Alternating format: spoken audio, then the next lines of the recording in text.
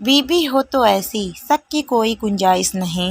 एक बादशाह अपने महल की छत पर टहल रहा था। टहलते टहलते उसकी नज़र महल के नज़दीक घर की छत पर पड़ी, जिस पर एक बहुत खूबसूरत औरत कपड़े सुखा रही थी। बादशाह ने अपने एक बांदी को बुलाकर पूछा, किसकी बीवी है यह? बांदी ने कहा, बादशाह सलामत, यह आपके गुलाम फिरोज की बीवी है। बादशाह नीचे उतरा। बादशाह पर उस औरत के हुस्न जमाल का सहरसा छा गया था।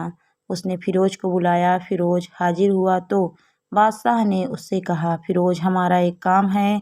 हमारा यह खत फला मुल्क के बादशाह को दे आओ और इसका जवाब भी उनसे ले आना। फिरोज उस खत को लेकर घर वापस आ गया। खत को अपने तकिए के नीचे रख दिया। सफर का सामान तैयार किया। रात घर में गुजारी और सुबह मंजिले मकसूद पर रवाना हो गया। इस बात से लाइल्म के बादशाह ने उसके साथ क्या चाल चली है।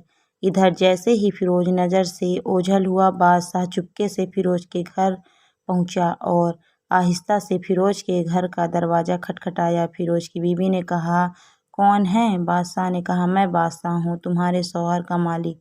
तो उसने दरवाज़ा खोला। बादशाह अंदर आकर बैठ गया। फिरोज की बीवी ने हैरान होकर कहा, आज बादशाह सलामत यहाँ हमारे गरीब खाने में? बादशाह ने कहा, मैं यहाँ मेहमान बनकर आया हूँ। फिरोज की बीवी ने बादशाह का मतलब समझकर कहा, मैं अल्लाह की पनाह चाहती हूँ आपके इस तरह आने से, जिसमें मुझे कोई खैर नज़र नहीं आ रही है। बादशाह ने गुस्से में कहा, ए लड़की, क्या कह रही हो तुम? शायद तुमने मुझे पहचाना नहीं। मैं बादशाह हूँ, तुम्हारे शौहर का मालिक।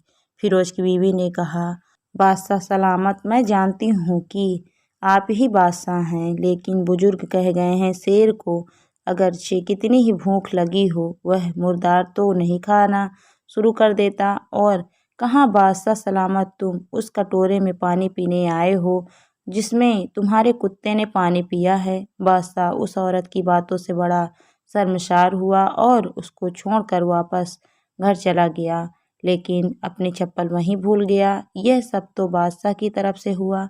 अब फिरोज को आधे रास्ते में याद आया कि जो खत बादशाह ने उसे दिया था वह तो घर पर ही छोड़ आया है।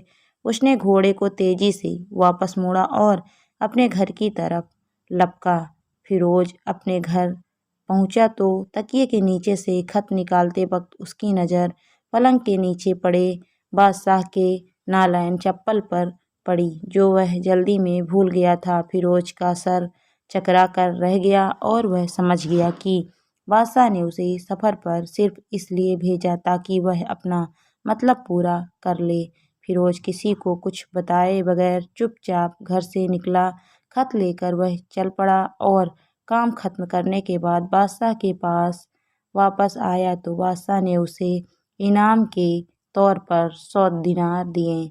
फिरोज दिनार लेकर बाजार गया और औरतों के इस्तेमाल के कीमती कपड़े और कुछ तहाइफ भी खरीद लिए। घर पहुंचकर बीवी को सलाम किया और कहा, चलो तुम्हारे मायके चलते हैं। बीवी ने पूछा, यह क्या है?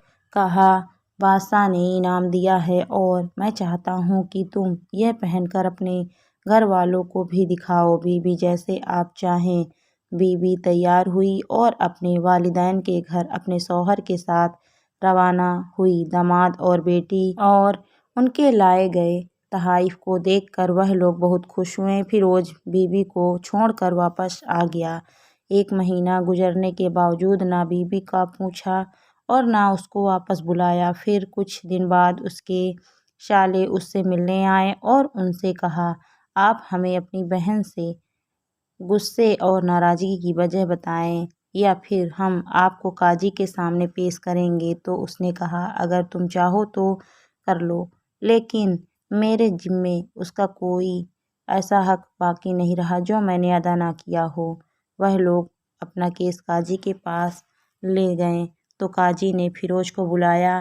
काजी उस वक्त बादशाह के पास बैठा हुआ था। लड़की के भाइयों ने कहा, अल्लाह बादशाह सलामत और काजी साहब को सही सलामत रखे। काजी साहब, हमने एक सब्ज़बाग दरख्त फलों से भरे हुए और साथ में मीठे पानी का कुआं इस शख्स के हवाले में दिया था, तो इस शख्स ने हमारा बाग उजाड़ दिया, सारे फल खा लिए। درخت کاٹ لیے اور کنویں کو خراب کر کے بند کر دیا۔ قاضی فیروز کی طرف متوجہ ہو کر پوچھا، ہاں تو لڑکے تم کیا کہتے ہو اس بارے میں؟ فیروز نے کہا، قاضی صاحب جو باغ مجھے دیا گیا تھا وہ اس سے بہتر حالت میں نے اسے واپس کیا ہے۔ قاضی نے پوچھا، کیا اس نے باغ تمہارے حوالے ویسی ہی حالت میں واپس کیا ہے جیسے پہلے تھا؟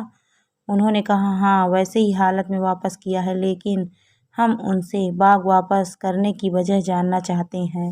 قاضی نے کہا، ہاں فیروز تم اس بارے میں کیا کہنا چاہتے ہو؟ فیروز نے کہا، قاضی صاحب میں باغ کسی بغض یا نفرت کی وجہ سے نہیں چھوڑا، بلکہ اس لیے چھوڑا کہ ایک دن جب میں باغ میں آیا تو اس میں نے شیر کے پنجوں کے نشان دیکھے تو مجھے خوف ہوا کہ شیر مجھے کھا جائے گا، اسی لیے شیر کے اکرام کی وجہ سے میں نے باغ میں جانا بند کر دیا۔ بادشاہ جو ٹیک لگائے ہوئے یہ سب سن رہا تھا اٹھ کر بیٹھ گیا اور کہا، فیروز اپنے باغ کی طرف امن اور مطمئن ہو کر جاؤ، اللہ کی قسم اس میں کوئی شک نہیں ہے کہ شیر تمہارے باغ آیا تھا، لیکن وہ وہاں پر نہ تو کوئی اثر چھوڑ سکا، نہ کوئی پتا توڑ سکا اور نہ ہی کوئی پھل کھا سکا۔